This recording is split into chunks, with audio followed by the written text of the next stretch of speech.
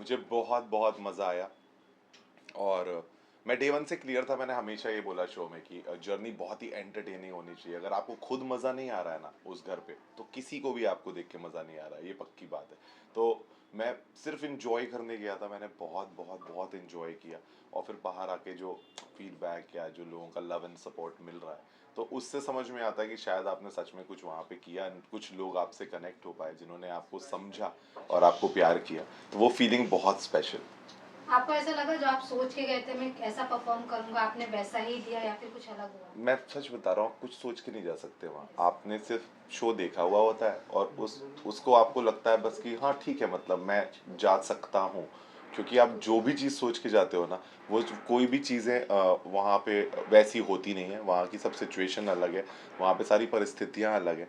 तो आप सिर्फ और सिर्फ वहाँ पे एक ही चीज़ का ध्यान रख सकते हो कि आप अपना ध्यान रख सकते हो, और उसी को जो जैसी चीज़ें रोज़ वहाँ होती रहती हैं उनमें आप स्टेप्स लेके बस आगे बढ़ते रहते हो। तो कोई भी प्लान काम नहीं आता। आप जितने स्पॉन्टेनियस हो, जितने रियल हो, वही वहाँ पे वर्क करता तो देखिए, आपको ऐसा नहीं लगा कि बिग बॉस में जाने से जो आपका पर्सनल रिलेशन था वो सबसे ज्यादा अफेक्ट हुआ है? है। मतलब कोई भी चीज़ होती है, वो हो जाती है, लेकिन आप उससे क्या सीखे और उनमें क्या सुधार लाना चाहते हैं, वो ज़्यादा ज़रूरी होता है। तो अगर आप में वो समझ है, तो तभी आप शायद अपने रिश्ते में इन चीज़ों को एक वहाँ पे एक पॉइंट ऑफ व्यू का गेम था।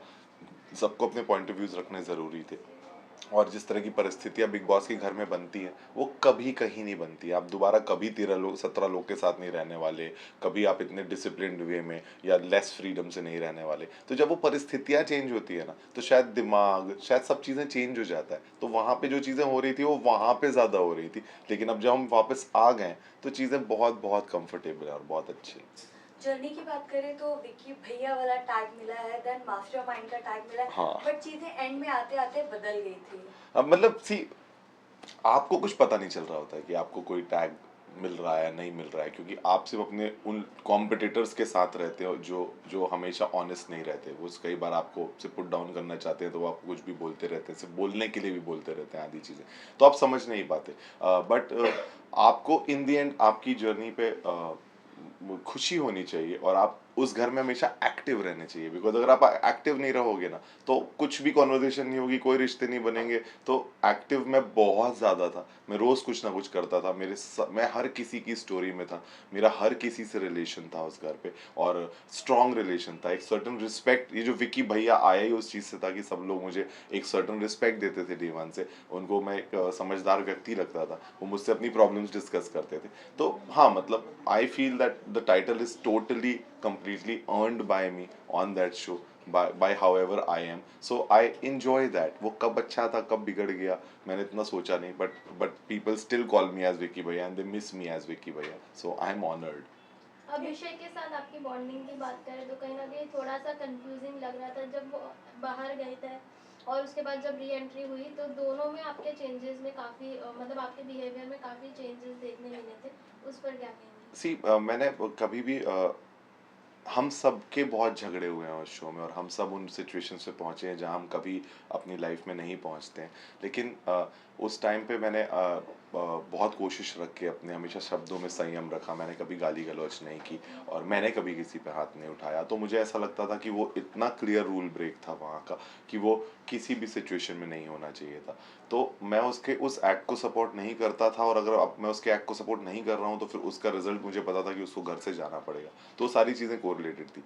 वो जब जा रहा था, तो क्योंकि मुझे पता था कि उसके लिए वो घर कितना इंपॉर्टेंट था, उसने हमेशा अपने शब्दों में बताया था कि वो बहुत ज़्यादा इस शो में रहना चाहता है और बहुत अच्छा करना चाहता है। तो मुझे मुझे इसलिए उस दिन रोना आ रहा था, कि मुझे उसके ऐसे होने पे रोना आ रहा था, कि वो ऐसा क्यों इतना अग्रेसिव हो जाता है, कि वो अपनी बनती हुई चीज़ों को हमेशा इतने पास आने के बाद वो बिगाड़ देता है। तो उस फीलिंग को मैं उसकी जानता था, तो मैं बहुत ज़्यादा कनेक्टेड था उससे उस टाइम पे। तो मैं उस चीज़ के लिए सैड था। बट वो जो उसने किया था उसके लिए उसको घर में नहीं आना चाहिए था, मैं श्योर था। इसलिए मेरा बाद में वो रिएक्शन था जब वो आया, कि वो एक अनफेयर डिसीजन था, उसको ऐसा नहीं होना चाहिए था। आपका बॉन्ड जिस तरीके से अभिषेक के साथ बदला है, from a brother to a competitor या क्लियरली स्किन, वही कुछ सीन हमने मुनावर के साथ देखा था। एंड चीजें तब बदली, स्पेशली जब आयशा की एंट्री हुई थी। व्हाट यू वांट टू से? आ, मतलब मैंने हमेशा वही फैसला लिया जो शायद उस समय पे सही था। अभिषेक के साथ मेरा एक बहुत अच्छा रिलेशन था शो में और बहुत अच्छे से हम लोग स्टार्टिंग के दिनों में क्लोज थे, बट दिवाली टास्क के बाद कुछ ऐसी चीज़ें उसके साथ तरफ से हुई जिसको लेके मैं खुश नहीं था। फिर आयशा जब आई तो मुनव्वर भी एक सर्टेन तरीके से अपना स्टैंड नहीं रख रहे थे उन चीज़ों में, और मुझे ऐसा लग रहा था कि थोड़ा सा और रियल होने की उनको ज़रूरत थी उस सिचुएशन में। तो मैंने उनको हमेशा कॉल आउट भी किया और बोला भी मैंने उनको कि आप अपनी चीज़ों को क्लैरिटी से रखिए लोगों के सामने। अब ये बिग बॉस का घर है, आप यहाँ से इससे बच नहीं सकते। अब ये चीज़ें आपके सामने आ गई हैं तो आप इवेंचुअली अपना जो सच है उसको लोगों के सामने रखिए। अब लोगों को डिसाइड करने दीजिए वेदर वो उसको पसंद करते हैं कि नहीं करते हैं। बट कुछ चीज़ें ऐसी थी जो कर पा रहे थे, कुछ चीज़ें थी वो नहीं कर पा रहे थे। तो मैं बहुत मतलब मैंने हमेशा उन चीज़ों को हाईलाइट किया जो उस समय पे हो रही थी, और मैं हमेशा उनके लिए वोकल रहा और मैंने जाके फेस टू फेस उन चीज़ों की बात की। कभी अभिषेक हो चाहे मुनव्वर हो, मैंने सबको फेस टू फेस जाके सब कुछ बोला जो मैं सोच रहा था बहुत strongly. So now what is the bond with Munawar? सी मुनव्वर के आर्ट फॉर्म को मैंने हमेशा बहुत पसंद किया। मैंने उसको हमेशा बोला कि तू बहुत अच्छा आर्टिस्ट है, और उसने खुद एक्सेप्ट किया शो के ड्यूरेशन में कि वो एज अ ह्यूमन बीइंग जहाँ जहाँ अपनी लाइफ में गलत रहे हैं उनमें वो सुधार लाना चाहेंगे।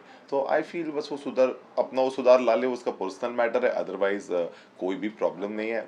वो घर के अंदर जो भी चीज़ें होती हैं वो जब तक आप उस घर में रहते हो तब तक रहती है, क्योंकि उससे निकलते ही जब आप अपने घर में लौटते हो, अपने घर वालों के साथ मिलते हो और जो लोगों ने आपको प्यार दिया होता है आपकी जर्नी में, आप उसमें इतने ज़्यादा खुश और इतना ज़्यादा ग्रैटिट्यूड फील करते हो कि फिर वो फीलिंग्स, वो प्रॉब्लम शायद उस घर में ही रह जाती हैं, और शायद सभी चीज़ें ठीक हो जाती हैं सबके बीच में। तो मुझे नहीं लगता किसी के दिल में बहुत ज़्यादा कुछ। ऑल्सो बाहर आने के बाद आपने देखा ही होगा आपकी मॉम काफ़ी ज़्यादा फेमस हो हाँ गई है। हाँ, मॉम सेंसेशनल हो चुकी है मेरी।